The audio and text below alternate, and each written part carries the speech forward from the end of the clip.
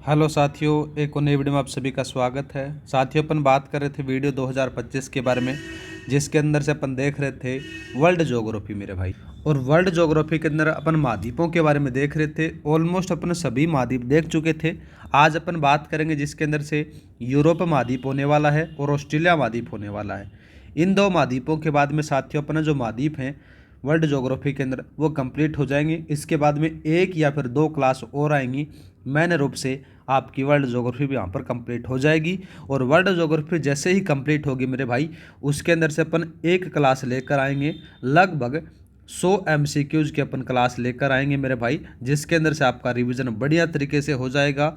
और world geography की जो मेन चीज़ें हैं उनको अपन वहाँ पर से कवर कर लेंगे। तो स्टार्ट करते हैं अपन यूरोप महाद्वीप और ऑस्ट्रेलिया महाद्वीप के बारे में। ये रहा आपके पास में यूरोप महाद्वीप और ऑस्ट्रेलिया महाद्वीप अपन देख रहे हैं। ठीक है, इन दोनों के बारे में अपन चर्चा करेंगे। सबसे पहले अपन बात करते हैं यूरोप महाद्वीप के बारे में। यूरोप महाद्वीप के अंदर से क्या क्या देखेंगे, उसकी अवस्थिति और सीमाएं देखेंगे, प्रमुख पर्वत देखेंगे, प्रमुख पठार, मैदान, प्रमुख नदियाँ, झीलें और अन्य महत्वपूर्ण बिंदुओं के बारे में अपन चर्चा करेंगे मेरे भाई। तो स्टार्ट करते हैं सबसे पहले अपन यूरोप महाद्वीप की अवस्थिति के बारे में। ये रहा आपके पास में यूरोप महाद्वीप की अवस्थिति। तो सबसे पहले नाम आता है अक्षांशों के अनुसार यूरोप महाद्वीप की अगर स्थिति देखें तो उत्तरी गोलार्ध में है। देशांतरों के अनुसार बात करें तो साथियों इसका जो अधिकांश भाग है वो पूर्वी गोलार्ध में है और कुछ भाग आपको पश्चिमी गोलार्ध में देखने को मिल जाएगा। इसके सीमावर्ती महाद्वीपों के बारे में बात करें तो साथियों दक्षिणी पूर्व में आपको एशिया मिलेगा और दक्षिण में बात करें तो अफ्रीका महाद्वीप आपको देखने को मिल जाता है। वहीं बात करते हैं अपन इसकी सीमावर्ती महासागरों के बारे में। उत्तर की तरफ आप जाओगे तो आपको क्या मिलेगा, अंटार्कटिक महासागर मिलेगा। दक्षिण में आपकी बात करें तो भूमध्य सागर और काला सागर देखने को मिलेगा। और पश्चिम की तरफ अगर जाओगे तो आपको अटलांटिक महासागर देखने को मिल जाएगा। तो ये मैन मोटा मोटी तौर पर अपन बात करें तो ये यूरोप महाद्वीप की अवस्थिति और सीमाएं थी। थोड़ा बहुत याद इसके बारे में रख लेना। अब बात करते हैं किसके बारे में, यूरोप महाद्वीप की प्रमुख पर्वतों के बारे में। तो सबसे पहला जो नाम आता है, नाम याद रखना, एपिनाइन पर्वत। एपिनाइन पर्वत है मेरे भाई, ये कहाँ पर है, ये आपको इटली में देखने को मिल जाएगा। दूसरा बात करें तो नाम आ जाता है पिरेनीज पर्वत। पिरेनीज पर्वत है मेरे भाई, ये फ्रांस और स्पेन की सीमा पर आपको देखने को मिल जाता है। एक नाम आता है साथियों जूरा पर्वत। ये थोड़ा सा इंपॉर्टेंट है, याद रखना है। ये जूरा पर्वत फ्रांस में न होकर कहाँ पर है, तो ये याद रखना, ये आपको मिलेगा स्विट्ज़रलैंड के अंदर से। ठीक है, ये थोड़ा सा याद रख लेना। दूसरा नाम आ जाता है ब्लैक फॉरेस्ट का, ये जर्मनी में आपको देखने को मिलता है। आगे बात करें तो नाम आ जाता है आल्प्स पर्वत। ये थोड़ा सा इंपॉर्टेंट है।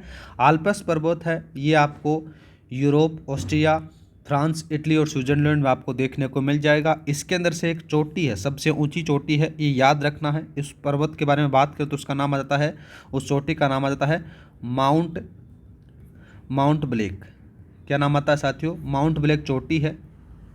इस चोटी की ऊंचाई के बारे में बात करें तो 4807 मीटर आपको याद रखनी है। आगे बात करें तो आपको एक और नाम देखने को मिलेगा पर्वतों के अंदर से, काकेश पर्वत। काकेश पर्वत के अंदर से बात करें तो साथियों ये काला सागर और कैस्पियन सागर के बीच स्थित है। इसकी जो सबसे ऊंची चोटी है वो नाम आता है एल्ब्रूस। ये बहुत बार पूछी जाती है। एल्ब्रूस की जो ऊंचाई है 5642 मीटर है, ये याद रखना है।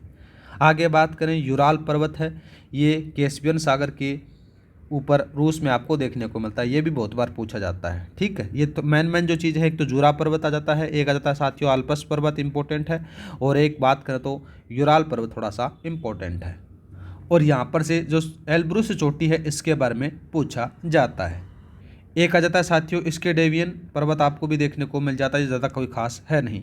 वैसे देखा जाए तो साथियों आपको एक पर्वत और मिलेगा यूरोप महाद्वीप के अंदर से जो ब्रिटेन में है, उसका नाम आता है पिनाइन पर्वत। ये भी थोड़ा सा याद रख लेना मेरे भाई। एक बात करें तो नाम आता है यहाँ पर से जोलन पर्वत, ये भी थोड़ा सा याद रख लेना। ठीक है, अब बात करते हैं किसके बारे में, अपन बात करते हैं यूरोप महाद्वीप के पठारों के बारे में। दो पठार आपको देखने को मिलेंगे। एक का नाम आता है सेंट्रल मैसिपिक पठार, आपको देखने को मिलेगा, जिसकी स्थिति फ्रांस में देखने को मिल जाती है। और दूसरे का नाम आता है मेसेटा पठार, जो स्पेन में आपको देखने को मिल जाता है। अब बात करते हैं यूरोप महाद्वीप के मैदानों के बारे में। तो सबसे पहला जो नाम आता है हंगरी का मैदान आपको देखने को मिलेगा। ये थोड़ा सा याद रख लेना मेरे भाई, बहुत बार पूछा जाता है। एक नाम आता है सबसे ज़्यादा इम्पोर्टेंट है ठीक है। नाम आता है स्टेपिज घास के मैदान। ये सीधा सीधा सवाल पूछा जाता है कि स्टेपिज घास के मैदान हैं ये कहाँ पर पाए जाते हैं, तो ये याद रखना यूरोप महाद्वीप में पाए जाते हैं, यूरोप और मध्य एशिया के मध्य स्थित हैं, ये थोड़ा सा याद रखना है। अब बात करते हैं आगे किसके बारे में, यूरोप महाद्वीप की प्रमुख नदियों के बारे में। ठीक है, इसमें से सबसे पहले बात करें तो नाम आता है डेन्यूब नदी। डेन्यूब नदी है मेरे भाई, ये ब्लैक फॉरेस्ट पर्वत से काला सागर में गिरती है, याद रखना है। ठीक है, इसके बारे में अपन बात करते हैं। देखो थोड़ा सा खास, यहाँ से तो इसका उद्गम होता है। ठीक है, यहाँ से इसका उद्गम होता है और यहाँ पर आपको मुहाना देखने को मिल जाता है, याद रखना है। ठीक है, और बात करें तो साथियों ये Germany, Austria, Slovakia, Serbia, Hungary, Romania इन क्षेत्रों में बहती है। और बात करें तो साथियों ये डेन्यूब नदी है, ये यूरोप महाद्वीप के सर्वाधिक देशों में गुजरने वाली नदी आपको देखने को मिल जाती है। दूसरा बात करते हो नाम आता है कौन सा, वोल्गा नदी के बारे में अपन बात करते हैं। कौन सी नदी है मेरे भाई, वोल्गा नदी। वोल्गा नदी के बारे में बात करें तो साथियों इसका जो उद्गम होता है वो कहाँ से होता है, वाल्दाई पहाड़ी से होता है, यूराल पर्वत से, याद रखना है। और ये कैस्पियन सागर में जाकर क्या करती है, मुहाना बनाती है, याद रखना है। मेन रूप से बात करें तो ये आपको रूस में बहती है। दूसरा नाम बात करते हैं राइन नदी। तो ठीक है, राइन नदी के बारे में अपन बात करते हैं। राइन नदी कहाँ से निकलती है, इसका उद्गम कहाँ से है, वो सारी चीज़ें अपन बात करते हैं। तो साथियों जो राइन नदी है ये आल्प्स पर्वत से निकलती है, याद रखना है। ठीक है, और उत्तरी सागर में जाकर ये क्या हो जाती है साथियों, उसमें मुहाना बनाती है, फिर गिर जाती है। नेक्स्ट नदी का नाम आता है टेम्स नदी। तो ये साथियों ये आपको कहाँ पर से देखने को मिलेगी, इंग्लैंड की राजधानी लंदन से इसके किनारे आपको देखने को मिल जाती है। ये तो मेन जो यूरोप महाद्वीप की नदियाँ थी। देखो वैसे देखा जाए तो और भी बहुत सारी नदियाँ आपको देखने को मिलेगी, जिसमें नाम आ जाता है कौन सा, नाम आता है ओडर नदी। कौन सा नाम आता है, ओडर नदी आता है। दूसरा नाम बात करें तो एल्ब नदी आता है। कौन सी नदी आता है, एल्ब नदी आता है। एल्ब नदी के साथियों अपने राइन देख ली, एक आता है साथियों सीन नदी भी आपको देखने को मिल जाती है। ठीक है, और सीन नदी के बारे में बात करें तो साथियों एक और आपको देखने को मिलता है यहाँ पर से यूराल नदी। कौन सा नदी है, यूराल नदी भी आपको देखने को मिल जाती है। इस महाद्वीप के अंदर से एक मिलेगी आपको पो नदी भी देखने को मिलेगी। कौन सी मिलेगी मेरे भाई, पो नदी। कौन सी है, पो नदी देखने को मिलेगी। पो नदी के बाद में बात करें तो नाम आता है टाइबर नदी। कौन सा आता है, टाइबर नदी आपको देखने को मिल जाती है। टाइबर नदी के बाद में नाम आता है साथियों कौन सा, निस्टर नदी। कौन सा मिलता है, निस्टर नदी मिल जाता है। एक आता है साथियों निप्पर नदी भी मिलता है यहाँ पर से। निप्पर नदी के बाद में बात करें तो साथियों डोन नदी भी आपको देखने को मिल जाती है इस महाद्वीप के अंदर से। तो ये थोड़ा सा याद रख लेना। आगे बात करते हैं इस महाद्वीप की प्रमुख झीलों के बारे में। तो इसमें से प्रमुख झीलों के बारे में बात करें तो कांस्टेस झील आती है जो आल्प्स पर्वत में आपको देखने को मिल जाती है। दूसरी झील के बारे में बात करें तो नाम याद रखना, यहाँ पर से नाम आता है लडोगा झील भी नाम आता है साथियों। ये लय है या फिर लेडोगा का नाम से भी आपको देखने को मिल जाती है। यह रूस यूरोप की सबसे बड़ी झील आपको मानी जाती है। नेक्स्ट बात करें तो साथियों नाम आता है ओनेगा झील। ये साथियों रूस में है और मीठे पानी की झील है, याद रखना है। ठीक है, आगे बात करते हैं किसके बारे में, यूरोप महाद्वीप की प्रमुख बिंदुओं के बारे में। तो साथियों जो फिनलैंड है ये 1000 झीलों की भूमि इसको कहा जाता है, ये भी याद रखना है। यूरोप की सीमा रेखा यूराल पर्वत श्रेणी, यूराल नदी, कैस्पियन सागर, काला सागर और नाम आता साथियों मार्मरा सागर आपको देखने को मिल जाती है। ठीक है, एक आपको देखने को मिलेगा स्कैंडिनेवियन प्रायद्वीपीय, जिसमें से नॉर्वे और स्वीडन आपको देखने को मिल जाता है। एक बात करें तो साथियों बाल्टिक देश। बाल्टिक देशों में बात करें तो कौन कौन से आपको देखने को मिलेंगे यहाँ पर से, इसमें मिलेंगे आपको लातविया, लिथुआनिया और दूसरा नाम आता है एस्टोनिया आपको देखने को मिल जाते हैं। और ब्रिटिश द्वीप समूह में बात करें तो साथियों यूनाइटेड किंगडम, जिसमें से आयरलैंड उत्तर पश्चिम में आपको देखने को मिल जाते हैं। अब बात करते हैं किसके बारे में, अपन ऑस्ट्रेलिया महाद्वीप के बारे में चर्चा करते हैं। ऑस्ट्रेलिया महाद्वीप की अवस्थिति सीमाओं के बारे में अपन बात करेंगे। प्रमुख पर्वत देखेंगे, प्रमुख पठार और मैदान देखेंगे, प्रमुख मरुस्थल देखेंगे जो इम्पोर्टेंट है, याद रखना है। नदियाँ और झीलें देखेंगे और अन्य महत्वपूर्ण बिंदु अपन देखने वाले हैं।